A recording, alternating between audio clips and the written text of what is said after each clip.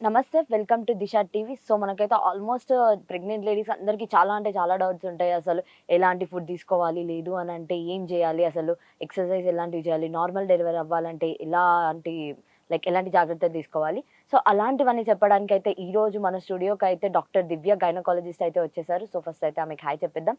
So, నమస్కారం ma'am. నమస్తేనండి. So, చెప్పండి ma'am, అసలు ఈ పీసీఓడీ అంటే ఏంటి? అంటే పీసీఓడి ఇప్పుడు చాలా కామన్‌గా ఉంటుంది పిల్లల్లో. It's like getting air bubbles ఒస్తాయి. బబుల్స్ అంటాము.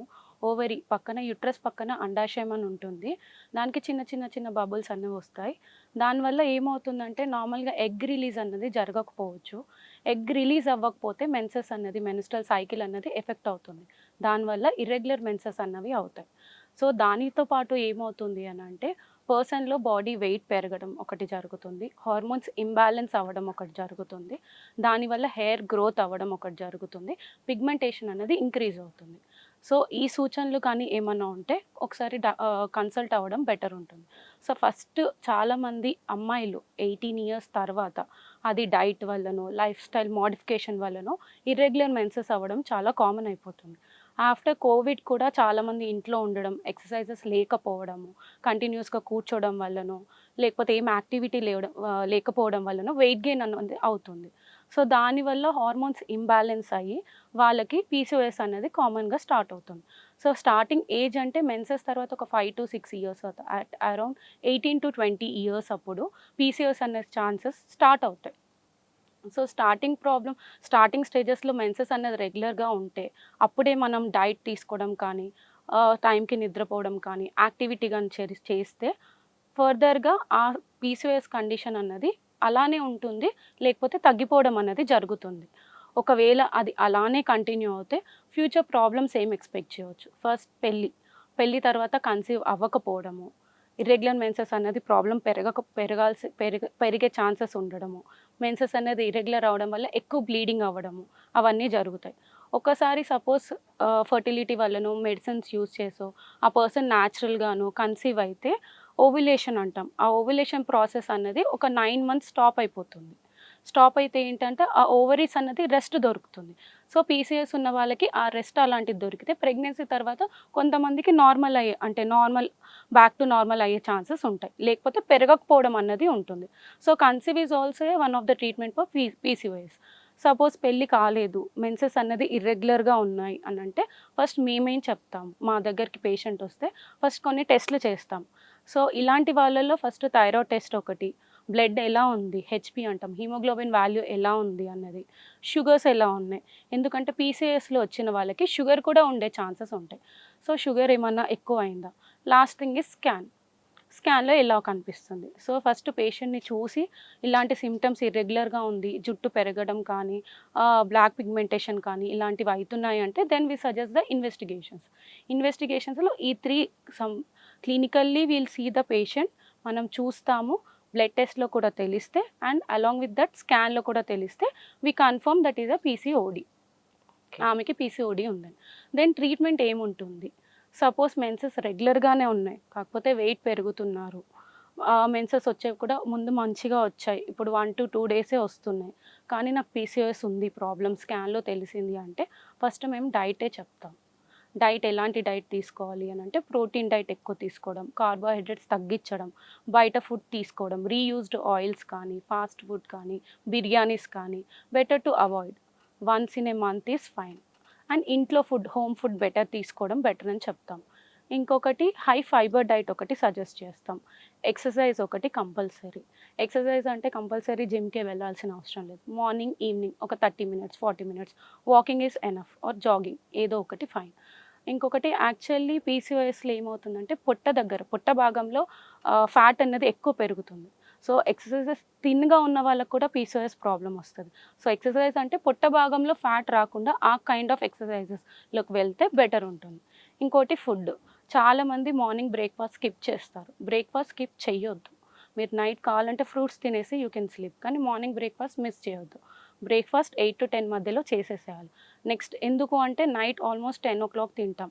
మళ్ళీ మార్నింగ్ 8 అవర్స్ ఫాస్టింగ్‌లో ఉంటాం. అది కూడా మిస్ చేస్తే 12-14 అవర్స్ ఫాస్టింగ్‌లో ఉన్నట్టు అయిపోతుంది డైరెక్ట్ లంచ్‌కి వెళ్తే. దానివల్ల ఫ్యూచర్‌లో షుగర్ వచ్చే ప్రాబ్లమ్ ఉంటది. అది కూడా ఇండైరెక్ట్‌గా పీసీఓఎస్‌కి రిస్క్ ఫ్యాక్టర్ అవుతుంది మనకి. సో ఫస్ట్ ఫుడ్ టైమింగ్స్కి తీసుకోవాలి, breakfast, lunch and dinner. Then that is followed by exercises and బయట తీసుకోకపోవడం and 6 to 8 hours of sleep compulsory. కొంతమందికి నైట్ షిఫ్ట్స్ ఉంటాయి సాఫ్ట్వేర్ వాళ్ళకి. నైట్ షిఫ్ట్స్ వల్ల ఏమవుతుంది అని అంటే మొత్తం సైకిల్ అనేది ఎఫెక్ట్ అయిపోతుంది అనమాట. వాళ్ళ స్లీప్ సైకిలే మొత్తం ఎఫెక్ట్ అయిపోతుంది. దానివల్ల కూడా పీసీఓఎస్ వస్తుంది. సో లైఫ్ స్టైల్ మోడిఫికేషన్స్ అంటాం. ఫస్ట్ లైఫ్ స్టైల్ మోడిఫికేషన్ చెప్పి కొన్ని సపోర్టివ్ ట్రీట్మెంట్ ఉంటుంది. సపోర్టివ్ ట్రీట్మెంట్ అంటే బాడీలో కొంచెం బ్లడ్ ప్యూరిఫై అవ్వడం కానీ, యాంటీ ఆక్సిడెంట్స్ అంటాం. సపోజ్ గ్రీన్ టీలో ఉంటుంది యాంటీ ఆక్సిడెంట్స్. సో ఫుడ్ ద్వారా అయినా లేకపోతే మెడిసిన్స్ ద్వారా అయినా సపోర్టివ్ మెడిసిన్స్ అన్నది ఇవ్వడం అనేది జరుగుతుంది. దానివల్ల కూడా తగ్గట్లేదు, ఇర్రెగ్యులర్ మెన్సెస్ ఉన్నాయి అంటే దెన్ మనం హార్మోనల్ ట్రీట్మెంట్ అనేది ఇస్తాం. హార్మోనల్ ట్రీట్మెంట్లో ఏముంటుందంటే సేమ్ మనం బయట నుంచి ఇవ్వడం వల్ల ఆమె బాడీలో ఎగ్ రిలీజ్ అన్నది జరగదు ఇర్రెగ్యులర్. సో ఆ హార్మోన్స్ ఇవ్వడం వల్ల ఓసీ పిల్స్ అంటాం. దానివల్ల సైకిల్ రెగ్యులర్ అవుతుంది. రెగ్యులర్ అయ్యి ఆ ఓవరీస్ అన్నది రెస్ట్ దొరుకుతుంది. ఓవరీస్కి ఎప్పుడైతే రెస్ట్ దొరుకుతుందో అప్పుడు అది ప్రొడక్షన్ అన్నది మల్టిపుల్ ఫాలికల్స్ అన్నది ఆర్ఎల్స్ బబుల్స్ అంటున్నాం, ఆ డెవలప్మెంట్ అనేది ఆగుతుంది. సో దానివల్ల ఓసిపిల్స్ ఒక 3 to 6 months పెడితే తర్వాత సైకిల్స్ అనేది రెగ్యులరైజ్ అవ్వడం జరుగుతుంది. సో పీసీఓడి ఉన్నా కూడా ప్రెగ్నెన్సీస్ అయ్యే ఛాన్సెస్ మాత్రం ఉంటాయి. ఉన్నాయి. సో ఇఫ్ ద ఆమెకి ఇప్పుడు ఆ పర్సన్కి మ్యారేజ్ అయింది అనుకోండి, పీసీఎస్ ప్రాబ్లమ్. సో రెగ్యులర్గా వస్తే nothing to worry, just life style modification, food తీసుకుంటే సరిపోతుంది. So she can conceive naturally. 1 year 2 years తర్వాత కూడా ట్రై చేశారు, పీసీఎస్ ఉంది అవ్వట్లేదు అని అంటే దెన్ మనం వేరే మెడిసిన్స్ అన్నది స్టార్ట్ చేస్తాం. ఓవ్యులేషన్ ఇండక్షన్ అంటాం, ఐయుఐ అంటాం, ఐవీఎఫ్ వరకు వెళ్తారు. కానీ పీసీఎస్ ఉన్న వాళ్ళకి అంత పెద్ద ప్రాబ్లం ఉండకపోవచ్చు. వాళ్ళు నార్మల్గానే వాళ్ళు మెన్సెస్ రెగ్యులర్గా ఉంటే నార్మల్గానే వాళ్ళ ఎగ్ రిలీజ్ అనేది జరుగుతుంది. దాని తగ్గట్టు మెడిసిన్స్ అనేది ఆ పుష్ అనేది ఇస్తే సరిపోతుంది. మరీ ఇంకా చాలా ఎక్కువ ఉంది, పేషెంట్ వెయిట్ ఎక్కువ ఉంది, సైకిల్స్ రెగ్యులర్ అవ్వకపోతే, ఈ ట్యాబ్లెట్స్ పెట్టి కూడా ఆ పేషెంట్ ఆ పర్సన్ అన్నది కన్సీవ్ అవ్వకపోతే తర్వాత లాప్రోస్కోపిక్ డ్రిల్లింగ్ అంటాం. అంటే లాప్రోస్కోపిక్ ద్వారా మనం ఆ ఓవరీస్ ఆ బబుల్స్ అన్నవి పంచర్ చేస్తాం. సో చాలామందికి 85 to 90% వాళ్ళకి సక్సెస్ రేట్ ఉంటుంది లాప్రోస్కోపిక్ డ్రిల్లింగ్ చేసిన తర్వాత. నార్మల్గా 20% పీపులే పీసీఓఎస్తో కన్సీవ్ కారు. వాళ్ళలోనే మనం ఈ లాప్రోస్కోపిక్ డ్రిల్లింగ్ కానీ ఐయుఐ కానీ అక్కడ వరకు వెళ్తాం. 80% people with life style modification they can conceive. So next ma'am మనం చూసుకున్నా కూడా థైరాయిడ్ ఉన్నా కూడా చాలా వరకు ఏమంటారంటే ప్రెగ్నెన్సీస్ అవ్వరు, ఛాన్సెస్ ఉండదు అని అంటారు. మరి అది ఎంతవరకు నిజం? థైరాయిడ్ ఉన్నా కూడా అవుతారా లేదా అసలు ప్రెగ్నెంట్? సో ఇప్పుడు పీసీఓఎస్ తర్వాత దాంతోపాటు వచ్చే ప్రాబ్లం ఏంటంటే థైరాయిడ్ ఉంటుంది చాలామందికి. సో థైరాయిడ్ ఉంటే కన్సీవ్ అవ్వకపోవడం అన్నది ఏముండదు. సో ఆ వాల్యూస్ కూడా మనం చూసుకుంటాం, ఎంతవరకు వాళ్ళకి థైరాయిడ్ ప్రాబ్లం ఉంది, అది సర్జరీయా మెడిసిన్తో ట్రీట్ అవుతుందా అన్నది చూసుకోవాలి. సో చాలామందికి మెడిసిన్స్తో థైరాయిడ్ రేంజ్ అన్నది 0.3 to 5 ఇస్ ద రేంజ్. 5.5 కన్నా తక్కువ ఉంటే వాళ్ళకి నార్మల్ వాల్యూస్ అన్నది చెప్తాం. సో థైరాయిడ్ ఉంది, బార్డర్ లైన్ ఉంది అని అన్న వాళ్ళు కన్సీవ్ అవుతారు.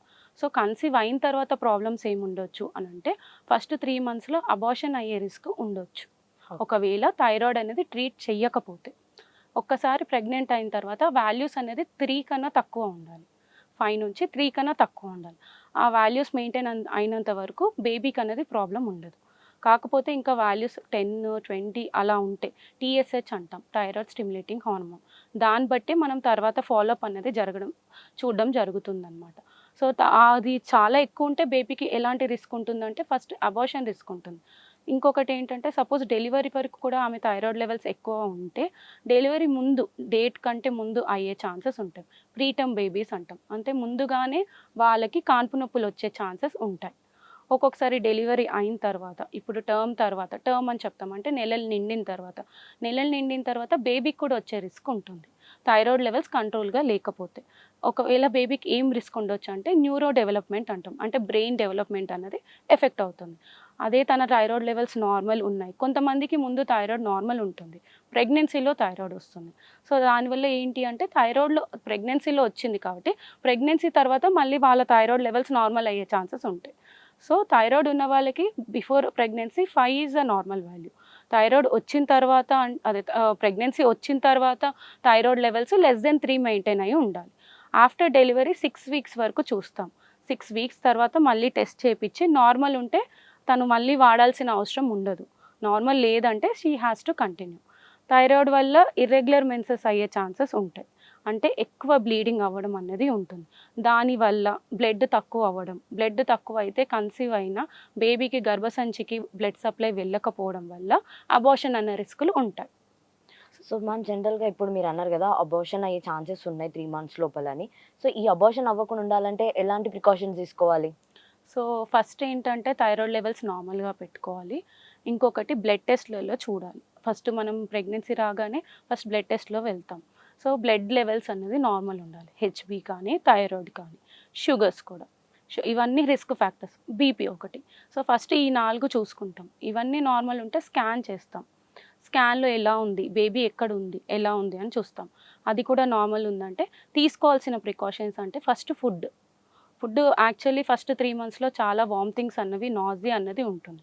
అది ఎందుకు అంటే ప్రెగ్నెన్సీ హార్మోన్స్ ఇంక్రీజ్ అవ్వడం వల్ల పేషెంట్‌కి ఆ నాసియా కానీ, వామిటింగ్స్ కానీ ఉంటాయి. సో దానివల్ల ఏంటి అంటే first balanced meal, short meals అంటాం. అంటే కొంచెం కొంచెం ఫుడ్ ఎవ్రీ 2 అవర్స్‌కి ఒకసారి, 3 అవర్స్‌కి ఒకసారి తీసుకుంటే మంచిది. దానివల్ల వామిటింగ్స్ తక్కువైతే మదర్‌కి కూడా ఫుడ్ అనేది లోపలికి వెళ్తుంది. సో మీకు ఫుడ్ సరిగ్గా మదర్‌కి వెళ్ళకపోతే బేబీకి బ్లడ్ అనేది ఫార్మ్ కాదు. ఫస్ట్ 3 మంత్స్‌లోనే బేబీ ఫార్మేషన్ కానీ, బేబీతో పాటు మాయ అంటాం ప్లాసెంటా ఫార్మేషన్ కానీ డెవలప్ అవుతది. ఆ టైంలో మనం బాడీ నుంచి ఆ సపోర్ట్ దానికి ఇవ్వకపోతే అబార్షన్ రిస్క్ అనేది ఇంక్రీజ్ అవుతుంది. సో మదర్ రెస్ట్ తీసుకొని, ఫుడ్ ప్రాపర్‌గా తీసుకొని, వాటర్ అనేది చాలా ఎక్కువ తీసుకోవాలి. 3-4 లీటర్స్ ఆఫ్ వాటర్ కంపల్సరీగా తీసుకోవాలి. షుగర్ లేని వాళ్ళు కొబ్బరి నీళ్ళు తీసుకుంటే మంచిది. దానివల్ల బాడీలో ఏమవుతుందంటే ఎలక్ట్రోలైట్ బ్యాలెన్స్ అంటాం. ఎలక్ట్రోలైట్స్ అనేవి బ్యాలెన్స్డ్‌గా ఉంటాయన్నమాట. ఒకవేళ వామిటింగ్స్ ఇవన్నీ కూడా తగ్గే అవకాశం ఉంటుంది. అది పడట్లేదంటే కొంతమందికి చాలా ఉంటే ఓఆర్ఎస్ కూడా ఇవ్వచ్చు. సో ఫుడ్ తర్వాత రెస్ట్ ఒకటి. రెస్ట్ అంటే కంప్లీట్‌గా బెడ్ రెస్ట్ తీసుకోవాల్సిన అవసరం లేదు. కానీ ఫస్ట్ 3 మంత్స్‌లో ఏ ప్రెగ్నెంట్ లేడీ అయినా సరే ఎక్కువ యాక్టివిటీ అన్నది చేయొద్దు. ఆ యాక్టివిటీ అంటే ఎక్కువ హెవీ వర్క్స్ కానీ, వెయిట్స్ లిఫ్ట్ చేయడం కానీ, కింద కూర్చొని లెవ్వడం కానీ, మెట్లు 20 మెట్ల కన్నా ఎక్కువ ఎక్కడం కానీ, రోజు పైకి కింది తిరగడం కానీ, ఇంకా లాంగ్ జర్నీస్ కానియండి, ఇంకా హస్బెండ్‌తో ఉండడం ఇవన్నీ జరగొద్దు. ఇవన్నీ ఏం చేసినా సరే ఆమె పొత్తి కడుపు మీద ఒత్తిడి పడడం అనేది జరుగుతుంది. దానివల్ల ఏమన్నా యూట్రస్ మీద, గర్భసంచి మీద ఒత్తిడి పడితే అబార్షన్ రిస్క్ అనేది ఉంటుంది. సో రెస్ట్ తీసుకోవడం ఒక 6-8 అవర్స్ ప్రాపర్‌గా ఫుడ్ తీసుకుంటే మనం అబార్షన్ రిస్క్ అనేది ఫస్ట్ ట్రైమిస్టర్‌లో అంటే ఫస్ట్ 3 మంత్స్‌లో తగ్గించొచ్చు. ఓకే. అండ్ జనరల్‌గా చెప్పాలనంటే అసలు ప్రెగ్నెన్సీ టైం ఎప్పుడు మ్యామ్? కరెక్ట్ టైం ఏంటిది వుమెన్‌కి? So actually there is no specific age. Whenever the women is she is ready for the pregnancy that is fine. కాకపోతే ప్రతి దానికి రిస్క్ అండ్ కాంప్లికేషన్స్ అనేది ఉంటుంది. So what is the better age to conceive medically అని అనుకుంటే it's like 25, 22 or 22-30 years is the better. ఎందుకు అని అంటే ఆ టైంలో మెంటల్ స్ట్రెస్ కానివ్వండి, ఫిజికల్ స్ట్రెస్ కానివ్వండి, బాడీ మీద ఒత్తిడి కానివ్వండి, ఆ ఫీమేల్కి అనేది కొంచెం తక్కువనే ఉంటుంది. సో ఇప్పుడు ముందు అంటే అందరూ లేడీస్ హౌస్ వైఫ్స్ ఉండేవాళ్ళు. ఇప్పుడు everyone is working. So very early like 22 కన్నా తక్కువ ఉంటే లైక్ డిగ్రీ కంప్లీట్ చేయడమో, బీటెక్ కంప్లీట్ చేయడమో ఉంటుంది. సో వాళ్ళకి ఏంటి they don't have an like అప్పుడప్పుడే వస్తారు. జాబ్‌లో జాయిన్ అవుతారు. ఆ స్ట్రెస్ ఉంటుంది వాళ్ళకి. 22 కన్నా తక్కువ కన్సీవ్ సపోజ్ 18 ఇయర్స్ కంటే వాళ్ళకంత నాలెడ్జ్ ఉండదు. అండ్ చాలా మందికి లేడీస్‌కి ఏంటి ప్రాబ్లమ్ అంటే హిమోగ్లోబిన్స్, సీబీపీ హిమోగ్లోబిన్స్ అనేది తక్కువ ఉంటుంది. ఫుడ్ సరిగ్గా తీసుకోకపోవడం. సో మనకి మన ఓన్ సెల్ఫ్ కేర్ ఎలా ఎప్పుడు తెలుస్తుందంటే 22 ఇయర్స్ తర్వాతే. సో 22 ఇయర్స్ తర్వాత బాడీ కూడా కొంచెం బెటర్‌గా డెవలప్‌మెంట్ కానియండి, ఏదైనా ప్రాబ్లమ్ ఉన్నా లైక్ సపోజ్ ఏమన్నా దెబ్బ తగిలినా మన బాడీ ఈజీగా హీల్ అయితుందనమాట. బెటర్ స్టేజ్‌లో ఉంటుంది. 30 ఇయర్స్ తర్వాత ఏమవుతుందంటే డైట్ కానియండి, బాడీ స్ట్రెస్ కానియండి పెరుగుతూ వస్తది ఈ 8 ఇయర్స్‌లో. సో ఆ స్ట్రెస్ పెరుగుతూ ఉంటే ఆబ్వియస్‌లీ ప్రెగ్నెంట్ అయితే అది కూడా స్ట్రెస్ అనేది బేబీ మీద యాడ్ అవుతుంది. ఓకే. మెంటల్ స్ట్రెస్ లేకపోతే ఎనీ టైమ్ ఈజ్ ఫైన్. అయితే 35 ప్లస్ ఉన్న వాళ్ళకి గూడా ఇప్పుడు మనం చూస్తున్నాం. యాహ్! ఎందుకంటే లేట్‌గా చేసుకోవడం మ్యారేజెస్ వల్ల వాళ్ళు 35 ఇయర్స్ తర్వాత వాళ్ళు ఒకవేళ ప్రెగ్నెన్సీ అయితే వాళ్ళసలు ఎలాంటి టైప్ ఆఫ్ జాగ్రత్తలు తీసుకోవాలి? యాహ్! 35 వాళ్ళకి నార్మల్‌గా ఏమవుతుంది అంటే న్యాచురల్‌గా కన్సీవ్ అయ్యే వాళ్ళు కొంచెం పర్సెంటేజ్ అనేది తగ్గుతూ వస్తుంది. నార్మల్‌గా కన్సీవ్ అయితే నార్మల్ ప్రెగ్నెంట్ లేడీస్ ఎలా తీసుకుంటారో అలా ఆ ప్రికాషన్స్ తీసుకుంటే సరిపోతది. కాకపోతే వాళ్ళు ఇంకొంచెం రెస్ట్ అన్నది కానియండి, బాడీ యాక్టివిటీ కానియండి, అంటే వాకింగ్ అంటాం. వాకింగ్ చేయడం అలాంటివి తీసుకుంటే ఏంటంటే మెయిన్‌గా 35 ఇయర్స్ దాటిన వాళ్ళకి డెలివరీ అన్నది నార్మల్ అయ్యే ఛాన్సెస్ కొంచెం తగ్గుతది. ఎందుకు అంటే వాళ్ళ బాడీలో పెల్విస్ అంటాం, pelvic bone, birth canal, pelvic bone అనేది ఫిక్స్ అయిపోయి ఉంటుందన్నమాట. అంత రిలాక్సేషన్ ఉండదు ఈ తక్కువ ఉన్న వాళ్ళకి. సో దానివల్ల నార్మల్ డెలివరీస్ ఛాన్సెస్ తక్కువ ఉండి సెక్షన్ ఛాన్సెస్ పెరుగుతాయి. సో వాళ్ళు ఏం చేయాలంటే from the day of pregnancy conceive అయిన తెలిసినప్పటి నుంచి వాకింగ్ అన్నది అండ్ ఫుడ్, వాటర్ ఎక్కువ తీసుకోవడం, ఫ్రూట్స్ కంపల్సరీ డైట్ ఇంక్లూడ్ చేయడము. ఒకవేళ వర్కింగ్ ఉమెన్ అయితే షీ కెన్ వర్క్, కాకపోతే ఫస్ట్ 3 మంత్స్‌లో కొంచెం బెటర్‌గా రెస్ట్ తీసుకోవడం అన్నది. ఇంకా డైట్ అంటే నాన్ వెజ్ కూడా ఇంక్లూడ్ చేయొచ్చు. నాన్ వెజ్‌లో మెయిన్‌గా ప్రోటీన్ డైట్ అంటే చికెన్ మెయిన్‌గా తీసుకోవడం. మటన్, ఫిష్ తీసుకున్న మంత్లీ వన్స్ ఆర్ ట్వైస్ తీసుకోవడము. అండ్ వెజిటబుల్స్ ఎక్కువ ఇంక్లూడ్ చేయడము. ఫైబర్ డైట్ ఎక్కువ ఇంక్లూడ్ చేయడం. బ్లడ్ ఆల్రెడీ ప్రెగ్నెంట్ ఉంటే బ్లడ్ అన్నది తక్కువ అన్నది జరుగుతది. 1-2 పాయింట్స్ తగ్గుతుంది. అంటే సపోజ్ పేషెంట్‌కి 10 ఉందనుకోండి బిఫోర్ ప్రెగ్నెన్సీ, అది ఇంకా తగ్గుతూ వస్తది ప్రెగ్నెన్సీలో. సో అలా తగ్గకుండా ఉండడానికి ఫ్రూట్స్ మంచిగా తీసుకోవడం కానీ, ఐరన్ రిచ్ డైట్ తీసుకోవడం అనేది చేయాలి. ఇంకా వెయిట్ పుట్ ఆన్ అంటే 5 మంత్స్ తర్వాతనే బేబీ వెయిట్ పుట్ ఆన్ అవ్వడం మనకి యాక్చువల్‌గా తెలుస్తుంది. ఇంకా ఏజ్ ఎక్కువ ఉన్న వాళ్ళకి అనామలీస్ అని చెప్తాం. ఆ అనామలీస్ ఛాన్సెస్ ఏజ్ వల్ల అది కూడా ఒక రిస్క్ ఫ్యాక్టర్ అనేది పెరుగుతుంది. మెయిన్‌గా 35 ఇయర్స్ దాటిన వాళ్ళకి, 30 ఇయర్స్ దాటిన వాళ్ళకి కూడా డౌన్ సిండ్రోమ్ అని ఒకటి వస్తుంది. అది మదర్ వల్ల, బేబీకి ఏజ్ వల్ల, ఏజ్ ఫ్యాక్టర్ వల్ల రావడం అనేది జరుగుతుంది. ఫస్ట్ అది రూల్ ఔట్ చేసుకోవాలి. అది ఎలా తెలుస్తదంటే 3rd మంత్ స్కాన్ ఒకటి ఉంటుంది. NT scan. తర్వాత టిఫా స్కాన్ ఉంటుంది. ఈ 2 స్కాన్స్‌లో మనకి తెలుస్తాయి. ఆ స్కాన్‌లో ఏమీ లేదు అంటే తర్వాత she can continue her normal pregnancies. అంటే బేబీకి ఏమైనా ఎఫెక్ట్ అయ్యే ఛాన్సెస్ ఉంటాయంటారా? యాహ్! డౌన్ సిండ్రోమ్ బేబీస్ అంటే మెంటల్లీ రిటార్డెడ్ బేబీస్ అన్నది పుట్టడం అనేది జరుగుతది. కంపల్సరీ మెంటల్లీ రిటార్డెడ్ అమ్మను కొంచెం డిలేడ్ మైల్‌స్టోన్స్ అవ్వడం, కొంచెం బాడీ డెవలప్‌మెంట్‌లో కూడా చేంజెస్ రావడం అని ఉంటది. అది ఎంత సివియారిటీ ఉన్నది మనకి ఈ స్కాన్స్‌లో తెలుస్తది. 3 మంత్స్‌లో స్కాన్, బ్లడ్ టెస్ట్ చేస్తే తెలుస్తది.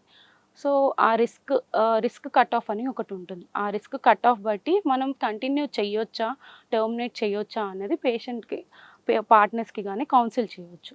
ఒకవేళ if they want to continue, so, Down's baby syndromes term వరకు కంటిన్యూ అవుతాయి. డెలివరీ తర్వాత కూడా బానే ఉంటారు. కాకపోతే there is a chances of mental retardation అంటే బ్రెయిన్ డెవలప్‌మెంట్ కానియండి, కొంచెం ఐక్యూ లెవెల్స్ కానీ తక్కువ ఉండడం జరుగుతది.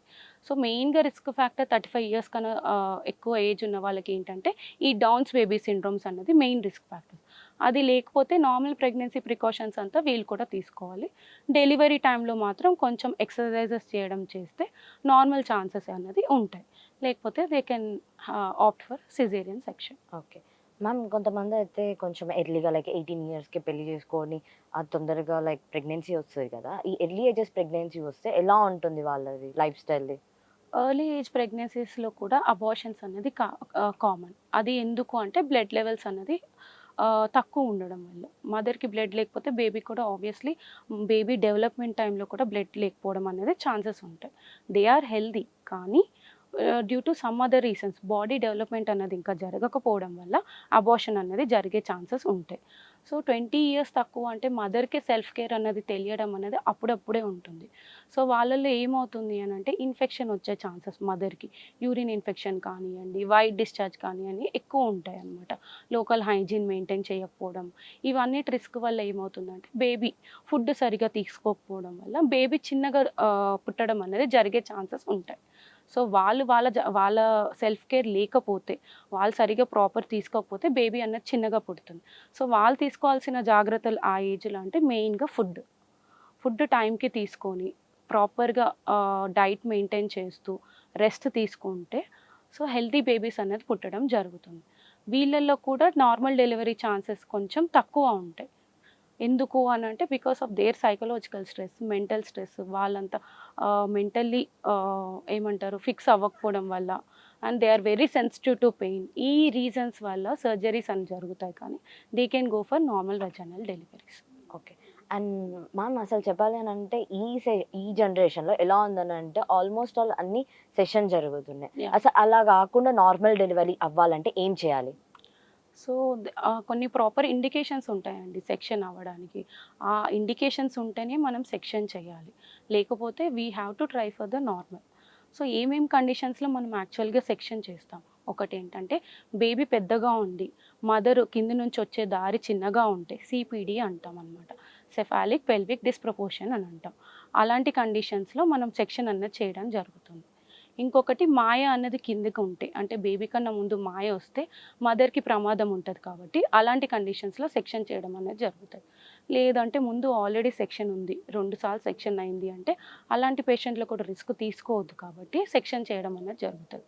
So normal delivery 99% cases normal డెలివరీకి ట్రై చేస్తాం మేము కూడా. సో పేషెంట్ ఏం చేయాలి అని అంటే ఫస్ట్ థింగ్ కొంచెం ప్రెగ్నెంట్ అయిన తర్వాత ఒక 3 మంత్స్ తర్వాత వాకింగ్ చేయడం అనేది జరగాలి.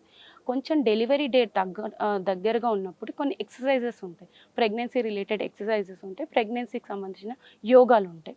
దానివల్ల ఏమవుతుందంటే పెల్విక్ బోన్ అని చెప్పాను కదా, మన పెల్విక్స్ అనేది రిలాక్స్ అవుతుంది, అకామిడేట్ అవుతుంది అనమాట, baby accommodation. So pregnancy related exercises 36 weeks తర్వాత, నార్మల్ ప్రెగ్నెన్సీ 40 వీక్స్ ఉంటే 32 to 36 వీక్స్ అప్పుడు మదర్ వచ్చే టైంకి ఆ ఎక్సర్సైజెస్ చేస్తే ఛాన్సెస్ అన్నవి ఎక్కువ ఉంటాయి నార్మల్ డెలివరీకి. ఒకవేళ తల కిందికి లేదు పైన ఉంది అని అన్నా, బేబీ అడ్డంగా ఉన్నా మనం నార్మల్ డెలివరీకి ట్రై చేయలేము. మనం దానికి ఆపరేషనే అడ్వైస్ చేస్తాం. మిగతా కండిషన్స్లో ఇఫ్ షీ మామూలుగా మదర్ అన్నది మామూలు walking or pregnancy yoga, pregnancy related exercises చేస్తే high chances of normal delivery జరగచ్చు. సో జనరల్‌గా మ్యామ్ ఎంతసేపు చేయాలి ఈ ఎక్సర్సైజ్ అనేవి జనరల్‌గా? 15 to 20 మినిట్స్ అండి. Morning and evening? Morning and evening 15 to 20 minutes is fine. And walking, first thing is walking. తిన్న తర్వాత అయినా ఒక 20 to 30 మినిట్స్ వాకింగ్ చేస్తూ ఈ ఎక్సర్సైజెస్ ఒక 10-15 minutes in the morning and in the evening చేస్తే సరిపోతుంది. మనం తీసుకునే ఫుడ్ మీద కూడా బేస్ అయి ఉంటది నార్మల్ డెలివరీ అనేది? అది అలా చెప్పలేమండి. యాక్చువల్లీ వెయిట్ అనేది పెరుగుతారు. Normal pregnancy weight gain 9 to 12 kgs. చాలా బిఎంఐ బట్టి కూడా వెయిట్. ఇప్పుడు చాలా ఒబేస్ ఉన్న వాళ్ళకి 9 కేజీస్ ఈజ్ అడ్వైజబుల్. చాలా సన్నగా ఉన్న వాళ్ళకి 11 కేజీస్ కూడా పెరగొచ్చు. So obesity is a problem. So obese ఉండి ఫ్లెక్సిబుల్ ఉంది మదర్ అంటే నార్మల్ డెలివరీస్కి ఛాన్సెస్ ఎక్కువ ఉంటాయి. ఒబేస్ లేదు బట్ ఫ్లెక్సిబిలిటీ లేదు అని అంటే ఏ పేషెంట్ అయినా సరే నార్మల్ కన్నా ఆపరేషన్కి వెళ్ళే ఛాన్సెస్ ఎక్కువ ఉంటాయి. ఓకే. అండ్ మ్యామ్ జనరల్‌గా వాటర్ బబుల్స్ ఉంటాయి కదా! ఆ వాటర్ బబుల్స్ ఉంటే అసలు బేబీస్‌కి ఏమైనా ఎఫెక్ట్ అయితదా? పీసీఓఎస్ బేబీస్కి అయితే ఏం ఎఫెక్ట్ ఉండకపోవచ్చండి. బేబీస్కి అయితే ఎఫెక్ట్ ఉండదు ఉండదు. వాటర్ బబుల్స్ వల్ల.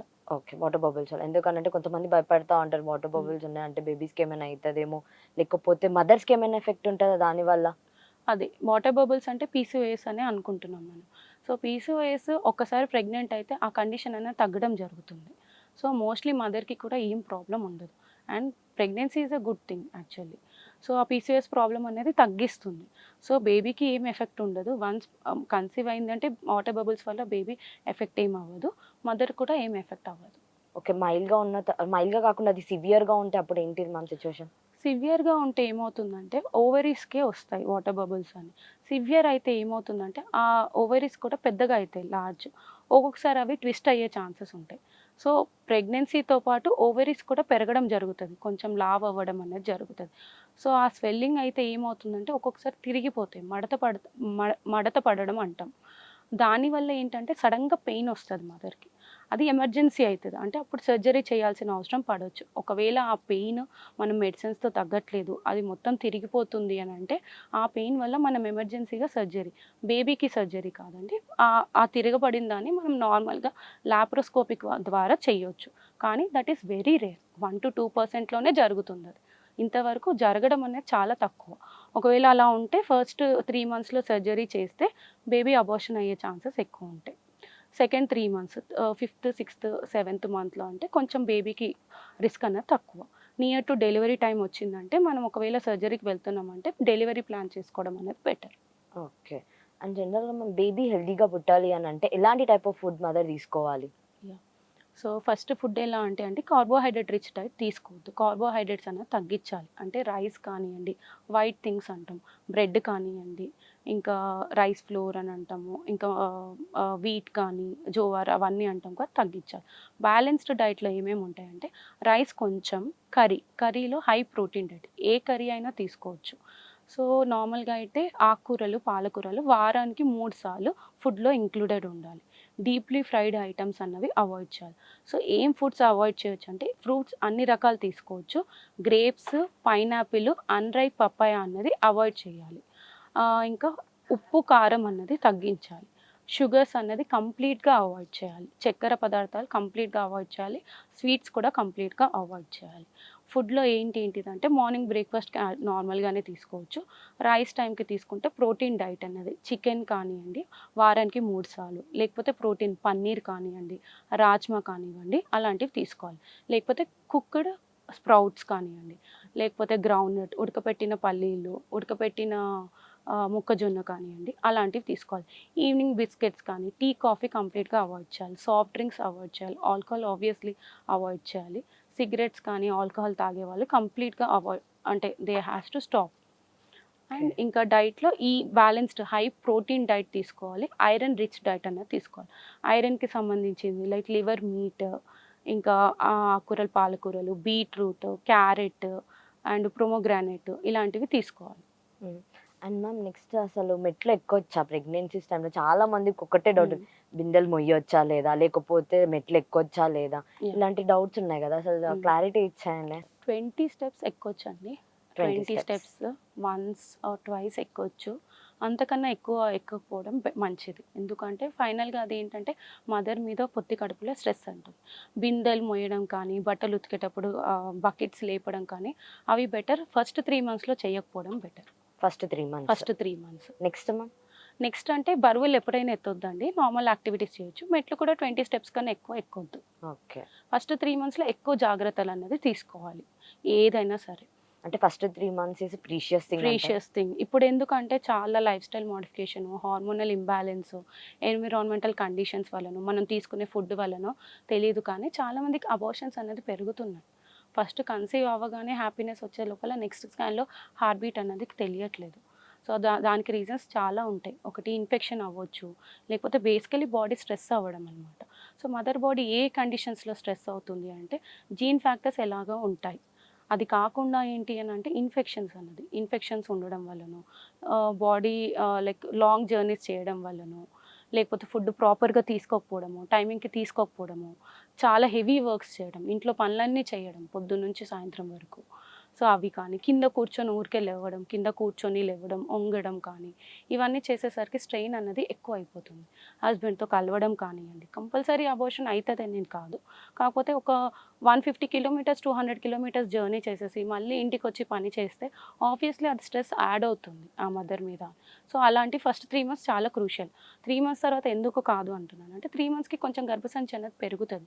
బేబీ అనేది పెరుగుతది. ప్లసెంటా అనేది కొంచెం పెరుగుతది. So, nutrients to the baby అనేది కొంచెం ఇంక్రీజ్ అవుతాయి. సో, ఆ రిస్క్ కొంచెం పెద్దగా అవుతున్న కొద్దీ కొంచెం ఇలాంటి పనులు చేసినా యూట్రస్‌కి అనేది కొంచెం స్టెబిలైజ్ అవుతుందనమాట గర్భసంచి. అప్పుడు కొంచెం ఇలాంటి చిన్న చిన్న పనులు చేసినా ప్రాబ్లమ్ అయితే ఉండదు. ఓకే. చెయ్యొద్దు అని కాదు. ఎప్పుడైనా సరే adequate rest, proper rest 6-8 hours compulsory rest and strain on the body తక్కువ అవ్వడం అనేది త్రూఔట్ ద ప్రెగ్నెన్సీ చాలా ఇంపార్టెంట్. ఫస్ట్ 3 మంత్స్‌లో ఇంకా ఇంపార్టెంట్. అందరికి ఒక్కటే డౌట్ ఉంది. జనరల్‌గా ఏంటిది అనంటే హస్బెండ్‌తో కలవొచ్చా హ్మ్. ప్రెగ్నెన్సీస్ టైమ్‌లో? ఒకవేళ కలిసినా గూడా ఎన్ని మంత్స్‌లో కలవచ్చు? హ్మ్. ఇలాంటివి కొన్ని డౌట్స్ చాలా ఫస్ట్ మందికైతే ఫస్ట్ ఉన్నాయి. 3 మంత్స్‌లో కలవకపోవడం బెటర్ అండి. చాలా మందికి 90% కేసెస్ నార్మల్‌గానే ఉంటాయి ప్రెగ్నెన్సీస్ కాబట్టి, కలవకపోవడం ఫస్ట్ 3 మంత్స్‌లో చాలా బెటర్. ఏదో జరుగుతుందని కాదు కానీ, ఒక్కొక్కసారి ఏమవుతుందనంటే, ఆ క్రమంలో ఒక్కొక్కసారి యూట్రస్ అన్నది, గర్భసంచిక అన్నది ఒత్తిడికి గురవుతది. కంట్రాక్షన్స్ అంటాం. అలాంటిదేమైనా వస్తే అబార్షన్ అయ్యే ఛాన్సెస్ ఉంటాయి. 3 మంత్స్ తర్వాత నుంచి 32 వీక్స్, 8థ్ మంత్ వరకు కలవచ్చు. అప్పుడు ప్రాబ్లమ్ అన్నది ఏముండదు. మళ్ళీ డెలివరీ టైంలో కలవకపోవడం అన్నది బెటర్. కొంతమందికి బ్లీడింగ్ అనేది ఫస్ట్ ట్రైమిస్టర్‌లో, ఫస్ట్ 3 మంత్స్‌లో అవ్వడం జరుగుతుంది. అలాంటి వాళ్ళలో ఏమవుతుందంటే, లోపల రక్తం గడ్డకట్టడం కానియండి, మాయ కిందికి ఉండడం కానీ ఉండే అవకాశాలు ఉంటాయి. అలాంటి వాళ్ళు కలవడం అనేది ముందు నుంచే చెప్పాం. నెక్స్ట్ 4థ్ మంత్, 5థ్ మంత్‌లో కూడా సజెస్ట్ అనేది జరగదు. మేము కన్ఫర్మ్ బావుంది అని అంతా అనుకునే వరకు వి డోంట్ సజెస్ట్ అనమాట. ఓకే. నార్మల్ ప్రెగ్నెన్సీలో ఫస్ట్ 3 మంత్స్ తర్వాత నుంచి they can meet. Okay. And one more thing, మదర్‌కి డయాబెటిస్ ఉంటే బేబీస్‌కి గూడా డయాబెటిస్ వస్తది అని అంటారు. మరి యాహ్! అది ఏంటిదసలు నిజమేనా? యాహ్! ఇఫ్ బోత్ ద పేరెంట్స్‌కి డయాబెటిస్ ఉంటే పిల్లలకి 40% రిస్క్ ఉంటుందండి. ఒకవేళ ఉట్టి మదర్‌కి ఉంటే పుట్టగానే ఏం ఆకపోవచ్చు. కాకపోతే మదర్‌కి డయాబెటిస్ ఉండి కంట్రోల్ లేకపోతే బేబీకి పెద్దగా పెరుగుతది. సో, బయటికొచ్చిన తర్వాత సడెన్‌గా బేబీ గ్లూకోజ్ లెవెల్స్ అన్నది తగ్గడం జరుగుతుంది. దానివల్ల బేబీని ఐసీయూలో పెట్టే అవకాశం ఉంటుంది. ఇమ్మీడియేట్ డెలివరీ ఈ diabetic mothers babies immediate delivery తర్వాత కొంచెం రిస్క్ ఉంటుంది. ఎలా అంటే గ్లూకోజ్ లెవెల్స్ ఫాల్ అవ్వడం అలాంటిది. ఆక్సిజన్ సప్లై అవ్వడం తక్కువ ఉండడము. అలాంటి వల్ల ఐసీయూలో పెట్టడం అనేది జరుగుతుంది. షుగర్ రావడం అనేది రిస్క్ అయితే ఉంది 20%, కానీ కంపల్సరీ వస్తుందని ఏం గ్యారంటీ అయితే లేదు. Okay. And one more thing ఏంటిది అని అంటే జనరల్‌గా వుమెన్స్‌లో ఉండే కామన్ ప్రాబ్లమ్ ఏంటిదంటే గర్భసంచి వాపు అని అంటారు. లేకపోతే హ్మ్. గర్భసంచి తీసేయాలి అని చెప్పి గూడా అంటారు. అసలు ఈ గర్భసంచి వాపు గాని లేకపోతే తీయడము, గడ్డలు కట్టడం ఏంటిది అసలిది? సో ఇప్పుడు ఏమైతుందంటే చాలామంది పోస్ట్‌పోన్ అవ్వడానికి మెడిసిన్స్ వాడడము, ఫుడ్ అసలు టైంకి తీసుకోకపోవడము, మార్నింగ్ బ్రేక్‌ఫాస్ట్ మిస్ చేయడం కానీ, ఇర్రెగ్యులర్‌గా ఒకవేళ ఫుడ్ తీసుకున్నా చాలా రెస్ట్రిక్టెడ్‌గా తీసుకోవడం, అయిపోతానేమో అని చెప్పి కానీ, లేకపోతే పనిలో పడి లేట్ అవ్వడము, ఇలాంటి వాళ్ళల్లో గడ్డలు ఫార్మ్ అవ్వడం, గర్భసంచి ఉబ్బడం అన్నది జరుగుతది. కంపల్సరీ అవ్వాలని కాదు. ఇవన్నీ రిస్క్ ఫ్యాక్టర్స్. ఇంకా బరువు ఎక్కువ ఉన్నవాళ్ళు, పొట్ట దగ్గర ఫ్యాట్ ఎక్కువ ఉన్న వాళ్ళకి కానీ, ఏజ్ బట్టి ఇప్పుడు మీరు చెప్పిన వాళ్ళంతా మోస్ట్‌లీ 40 ఇయర్స్ తర్వాత వాళ్ళకి ఈ ప్రాబ్లమ్స్ అన్నవి రావడం జరుగుతుంది. అంటే ఫ్యామిలీ కంప్లీట్ అయిన తర్వాత. సో, ఒక్కొక్కసారి ఫాస్టింగ్ చేయడం కానీ, ఎక్కువసేపు ఫాస్టింగ్ ఎవ్రీ సాటర్‌డేస్, వీక్‌లో 2 టైమ్స్ ఫాస్టింగ్ చేయడం. సో, దానివల్ల మొత్తం డైట్ బ్యాలెన్స్ అన్నది చేంజ్ అవ్వడం వల్ల ఈ గర్భసంచి వాపు కానీ, గర్భసంచి గడ్డలు కానీ ఉండే అవకాశం ఉంటుంది. కొంతమందికి ఫ్యామిలీ హిస్టరీ కూడా ఉంటుంది. ఫ్యామిలీస్‌లో ఉండడం, మదర్‌కి కానీ, చెల్లికి కానీ, అక్కకి కానీ, మేనత్తలకు కానీ ఒక్కొక్కసారి సేమ్ ప్రాబ్లమ్స్ ఉండి గర్భసంచి తీసేయడం వల్ల అలాంటి వాళ్ళు ఉంటే వీళ్ళకి కూడా వచ్చే రిస్క్ అనేది ఉండొచ్చు.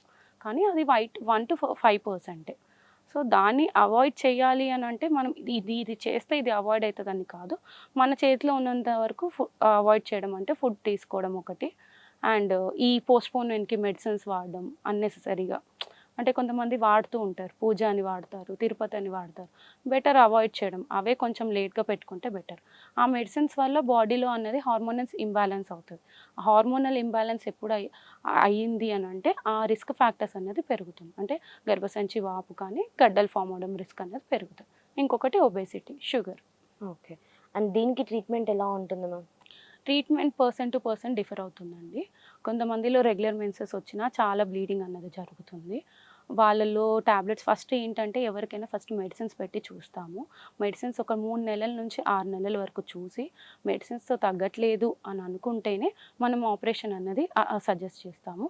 నార్మల్‌గా అయితే 45 ఇయర్స్ కంటే తక్కువ 40 ఇయర్స్ వాళ్ళకి డైరెక్ట్‌గా సర్జరీ అన్నది అడ్వైస్ చేయము. వేరే వేరే ఆల్టర్‌నేట్ మెథడ్స్ అన్నది చూస్తాం. సో, ఫస్ట్ పేషెంట్ వచ్చిన తర్వాత హిస్టరీ తీసుకుంటాం ఎలా ఉంది అని. నార్మల్ సైకిల్ ఎలా ఉంటుందంటే 20 days to 40 days cycle normal. అంటే 21 డేస్‌కొచ్చినా నార్మలే, 40 డేస్‌కి ఒకసారి వచ్చినా నార్మలే. కొంతమంది వాటికి కూడా భయపడతారు. స్కాన్‌లో చిన్న చిన్న గడ్డలు. ఇప్పుడు ఉట్టి గర్భసంచి ఉబ్బింది, కానీ మనిషికి ఏ ప్రాబ్లమ్ లేదు, మెన్సెస్ ప్రాబ్లమ్ లేదు. హెల్త్ చెకప్‌లో బయటపడింది అంటే ఏమి చెయ్యం. జస్ట్ అబ్జర్వేషన్, ఫాలోఅప్‌లో ఉంచుతాం పేషెంట్‌ని. 6 మంత్స్‌కి ఒకసారో, 1 ఇయర్‌కి ఒకసారో స్కాన్ చేయించుకోమని చెప్తాం.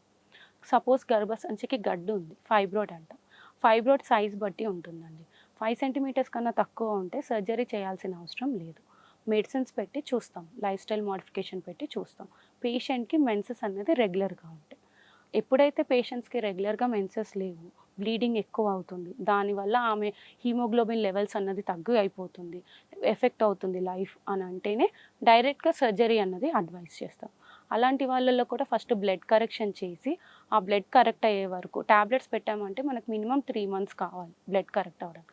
ఆ టైంలో ఒకసారి మెడిసిన్స్ ట్రై చేసి వర్కౌట్ అవుతుందంటే కంటిన్యూ చేస్తాం. లేదు ఏం చేసినా సరే, మెడిసిన్స్ ఇచ్చినా సరే తగ్గట్లేదు అనంటే సర్జరీ అన్నది అడ్వైస్ చేయడం అనేది జరుగుతుంది. ఓకే. అండ్ జనరల్‌గా బేబీస్ అనేది ఎప్పటినుంచి గ్రో అయితారు ma'am? Yeah! So, fifth month వరకు ఏంటంటే అనామలీస్ అని చెప్తాం. మనం అనామలీస్ అనేది థర్డ్ మంత్ కానీ, ఫిఫ్త్ మంత్ కానీ అనామలీ స్కాన్ అని అంటాం. సో, ఆ స్కాన్స్‌లో బేబీకి ఏమైనా అవయవాలు ప్రాబ్లమ్ ఉన్నాయా అన్నది ఫస్ట్ చూస్తాం. అలాంటివి ఏం లేవు అంటే ఫిఫ్త్ మంత్ తర్వాత స్కాన్స్ అని గ్రోత్ స్కాన్స్ అంటాం. సో, గ్రోత్ ఎప్పుడు తెలుస్తుందంటే ఎవ్రీ 1 మంత్‌కి స్కాన్స్ రిపీట్ చేస్తుంటే బేబీ గ్రోత్ ఉంటుందా లేదా అని. కానీ ఎవ్రీ మంత్‌కి మనం చూడం. క్లినికల్లీ మనం మదర్‌ని చూస్తాం. పొట్ట పెరుగుతుందా లేదా అని. సో, గ్రోత్ యాక్చువల్లీ మనం కన్సిడర్ చెయ్యాలి అన్న ఏ టైంలో అంటే సిక్స్త్ మంత్ తర్వాత నుంచి కన్సిడర్ చేస్తాం. ఎందుకు అంటే సిక్స్త్ మంత్‌లో గ్రోత్ తక్కువ ఉన్నా మదర్ డైట్ అన్నది ప్రాపర్‌గా తీసుకోవడం, మిగతావన్నీ ఫ్యాక్టర్స్ రూల్ ఔట్ చేసుకోవాలి. వేరే ఫ్యాక్టర్స్ అంటే బీపీ ఉన్న పేషెంట్స్‌కి చిన్న బేబీస్ పుట్టొచ్చు. మాయ కిందిగున్న వాళ్ళకి చిన్న బేబీస్ పుట్టొచ్చు. బ్లడ్ తక్కువ ఉన్న వాళ్ళకి చిన్న బేబీస్ పుట్టొచ్చు. సో, ఇవన్నీ చూసుకొని మదర్ కరెక్ట్‌గా డైట్ సిక్స్త్ మంత్ తర్వాత ఫస్ట్ 3 మంత్స్ వామిటింగ్స్ ఉండనే ఉంటాయి. తర్వాత సిక్స్త్ మంత్ మంత్ నుంచి ప్రాపర్ డైట్ తీసుకుంటే వెయిట్ అనేది పుట్ ఆన్ అవుతుంది. సో మనం కన్సిడర్ చేయాల్సిందంటే ఆఫ్టర్ 6 మంత్స్ తర్వాత నుంచి వెయిట్ ఎలా పెరుగుతూ వస్తుంది అన్నది చూడాలి. సో బేబీకి ఒక్కొక్కసారి హార్ట్ బీట్ బాలేదని, లేకపోతే బోన్ మ్యారో లేదని చెప్పి అంటారు కదా! అది అసలు ఎలా జరుగుతుంది? అంటే బేబీకి ఇంకా హార్ట్ బీట్ స్టార్ట్ అవ్వలేదు అని చెప్పడమో, లేకపోతే బోన్ మ్యారో లేదు అనడం, అది అసలు ఎవరిది రాంగ్ థింగ్ అని మనం చెప్పొచ్చు? సో వీళ్ళలో ఏమవుతుందంటే ఫస్ట్ పేషెంట్ వచ్చినప్పుడే మనం స్కాన్ చేసి, తర్వాత ఎన్టీ స్కాన్ అని చెప్పాను నేను, 3rd మంత్ స్కాన్. ఆ స్కాన్ చేసినప్పుడు తెలిస్తే ఫస్ట్ మోస్ట్ కామన్ ఏంటంటే జెనెటిక్స్ అండి. క్రోమోజోమల్ అబ్నార్మాలిటీస్ అంటాం. అంటే అది మదర్ నుంచి కానివ్వండి, ఫాదర్ నుంచి కానివ్వండి, ఆ అబ్నార్మాలిటీస్ అనేది ఉంటాయి. సో అలాంటి పేషెంట్స్లో మనం ఏం సజెస్ట్ చేస్తాము అంటే సివియారిటీ ఆఫ్ ద అనామలీ. కొంతమందికి చాలా తక్కువ ఉంటాయి. అంటే సపోజ్ 5th మంత్లో చూడండి, చిన్న లోపల హార్ట్ బీట్ కొంచెం ప్రాబ్లం ఉంది అని చెప్తారు. ఎకోజెనిక్ ఫోకస్ అని అంటాం సపోజ్. అవి ఏంటి అంటే అవి మచ్చ లాంటిది. అంటే డెవలప్మెంట్ టైంలో అవి మూసుకుపోతాయి. కొంతమందికి ఏంటి 3rd మంత్లోనే నెక్ దగ్గర వాపు కానివ్వండి, ఊపిరితిత్తుల్లో వాపులు కానివ్వండి, అలాంటివి వచ్చే ప్రాబ్లమ్స్ ఉంటాయి. వాళ్ళలో మనం ఏం చేస్తామంటే టర్మినేషన్కి చెప్తాం. అంటే ప్రెగ్నెన్సీ అబార్ట్ చేయమని చెప్తాం. అబార్ట్ చేసిన తర్వాత ఆ బేబీ ఫీటస్ అన్నది మనం టెస్ట్కి పంపించడం అనేది జరుగుతుంది. ఎందుకంటే first chromosomal anomalies is the first common cause for the baby. So మదర్కి ఫాదర్కి టెస్ట్లు చేయడం అనేది జరుగుతుంది. ఫస్ట్ బేబీలో ఏ జీన్ వల్ల ప్రాబ్లం ఉందో చూసి తర్వాత మదర్కి ఆ పార్ట్నర్స్కి టెస్ట్ చేయడం అనేది జరుగుతుంది. ఒకవేళ వాళ్ళు కంపాటబుల్ లేరు జెనెటిక్స్ వల్ల అంటే ఆ ప్రాబ్లం అనేది తర్వాత కూడా కంటిన్యూ అయ్యే ఛాన్సెస్ ఉంటాయి. సో అది కాకుండా అంటే లైక్ ఇప్పుడు ఈ జెనెటిక్స్ ప్రాబ్లం కాకుండా ఇంకేముండొచ్చు అంటే ఇన్ఫెక్షన్ ఒక కాసెస్ ఉంటాయి. టార్చ్ ఇన్ఫెక్షన్స్ అంటాం, అది కూడా ఒక రీజన్ అవుతుంది. సో దానికి ఏంటంటే మదర్కి టెస్ట్ చేయడం జరుగుతుంది. మదర్ పాజిటివ్ వచ్చిందంటే ఫస్ట్ ట్రీట్ చేసి తర్వాత ఆమెను నెక్స్ట్ ప్రెగ్నెన్సీ ఒక 3 to 6 months గ్యాప్ ఇచ్చి కన్సీవ్ అవ్వమని చెప్తాం. ఓకే. అంటే జనరల్‌గా ఏదైనా సరే గాని ఒక ట్రీట్మెంట్ అయితే కన్ఫర్మ్‌గా ఉంటుంది. ఐదర్ ఇప్పుడు ప్రాబ్లం పెద్దదనుకోండి టర్మినేషన్ అడ్వైస్ చేస్తాం. ప్రాబ్లం చిన్నదనుకోండి అడ్వాన్స్డ్ టెస్ట్ చేయడం అనేది జరుగుతుంది. ఇప్పుడు మన స్కాన్‌లో తెలిసినంత మాత్రమే టర్మినేషన్ అని చెప్పాం. ఇంకా వేరే కొంచెం అడ్వాన్స్డ్ లోపల ఉమ్ముని తీసి చేసే టెస్ట్ కానివ్వండి.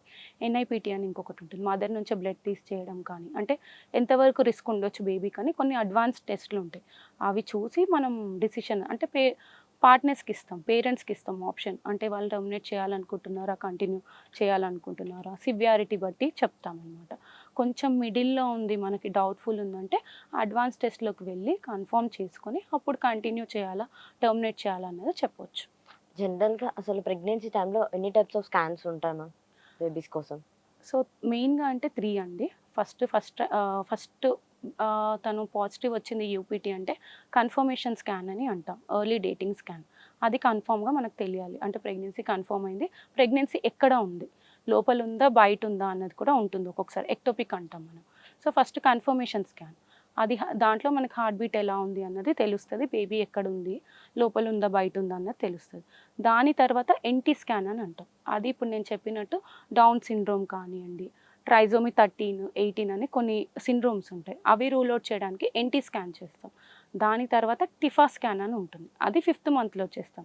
అది కూడా అనామలీ స్కాన్. బేబీకి అప్పటికి కంప్లీట్ డెవలప్మెంట్ అవుతుందన్నమాట. సో అది ఏదైనా ప్రాబ్లమ్ ఉందా డెవలప్మెంట్‌లో అన్నది చేస్తాం. ఆ స్కాన్ తర్వాత నార్మల్ ఉంది అంటే గ్రోత్ స్కాన్స్ ఉంటాయి. Growth scans 7th month, 8th month near to the term అప్పుడు అంటే డెలివరీ టైంలో చేస్తే సరిపోతుంది. ఒక 1 మంత్‌కి, 1.5 మంత్‌కి గ్యాప్ ఇచ్చుకొని గ్రోత్ ఎలా ఉందో చూసుకుంటే సరిపోతుంది. కొంతమందిలో హార్ట్ ప్రాబ్లమ్స్ ఉన్నాయన్న వాళ్ళకి మాత్రం ఫీటల్ 2D ఎకో అని ఒకటి ఉంటుంది. అది 6th మంత్‌లో చేస్తాం. 5th మంత్‌లో మనకి హార్ట్‌ది ఏదన్నా బేబీది ప్రాబ్లమ్ ఉంటే 6th మంత్‌లో ఆ హార్ట్ స్కాన్ అనేది చేస్తాం బేబీకి. ఓకే. అండ్ జనరల్‌గా బేబీ మూవ్‌మెంట్ ఎప్పుడుంటుంది మ్యామ్? ఫస్ట్ అంటే ఫస్ట్ ప్రెగ్నెన్సీ ఉన్న వాళ్ళకి కొంచెం లేట్‌గా తెలుస్తాయండి. అంటే 6th మంత్‌లో అలా. ఆల్రెడీ ముందు ప్రెగ్నెంట్ అయి ఉన్నారు, ఒక బేబీ ఉంది, 2 బేబీస్ ఉన్నారంటే కొంచెం ఎర్లీగా తెలుస్తాయి. 5th మంత్‌లో అలా తెలుస్తాయి. నార్మల్‌గా జనరలైజ్డ్‌గా అయితే 5th మంత్ అండి. కొంతమందికి ఫస్ట్ ప్రెగ్నెన్సీ వాళ్ళకి కొంచెం లేట్‌గా వస్తాయి. ఆల్రెడీ బేబీస్ ఉన్న వాళ్ళకి కొంచెం ముందుగా తెలుస్తాయి. Average is 5th month. ఒకవేళ బేబీలో మూవ్‌మెంట్ లేదంటే ma'am through out the pregnancy time? అలా ఉండదండి. మూవ్‌మెంట్ లేదు అంటే మనం స్కాన్‌తో కన్ఫర్మ్ చేసుకోవాలి. బేబీ హార్ట్ బీట్ ఉందా? లేదా? అన్నది. ఓకే. కొంతమందికి కొంచెం లేట్‌గా తెలుస్తాయి కానీ వాళ్ళకి కంపల్సరీ బేబీ కదిలితేనే మూవ్‌మెంట్స్ ఉంటాయి కాబట్టి అట్‌లీస్ట్ 6th మంత్ వరకైనా తెలుస్తాయి. తెలియలేదంటే మన స్కాన్లో చూసుకోవాలి. కొంతమందికి చాలా లావు ఉన్న వాళ్ళకి మీరు అన్నట్టు ఆ ప్రాబ్లమ్స్ ఉంటాయి. వాళ్ళని కొంచెం రెగ్యులర్గా 2 వీక్స్‌కో 1 మంత్‌కి ఒకసారి రమ్మని చెప్పి 2 వీక్స్‌కి ఒకసారి రమ్మని చెప్పి హార్ట్ బీట్ మనం చెక్ చేయొచ్చు. సో మేడం అయితే ఆల్రెడీ మనకి చెప్పేసారనమాట. అండ్ ఎలా ఉండాలి, ఏంటి, ఎలాంటి టైప్ ఆఫ్ ప్రికాషన్స్ తీసుకోవాలి, బరువులు మొయ్యాలా, మొయ్యొద్దా, లేకపోతే ఏంటి, ఎక్సర్సైజెస్ చేయొచ్చా, చేయొద్దా, నార్మల్ డెలివరీ కావాలంటే ఏం చేయాలి, ఆల్మోస్ట్ మేడం అయితే మనకంతా చెప్పేశారు. సో అన్ని ప్రికాషన్స్ అయితే తీసుకోండి. మేడం చెప్పినట్టు ఫాలో అయిపోతే ద బెస్ట్ థింగ్ అన్నమాట. దానికంటే బెస్ట్ థింగ్ ఇంకొకటైతే ఉండదు. అండ్ జాగ్రత్తగా ఉండి మంచి ప్రికాషన్స్ తీసుకుంటే సరిపోతుంది, సెట్ అయిపోతుంది. And this is Durga Bhavani from Disha TV signing off.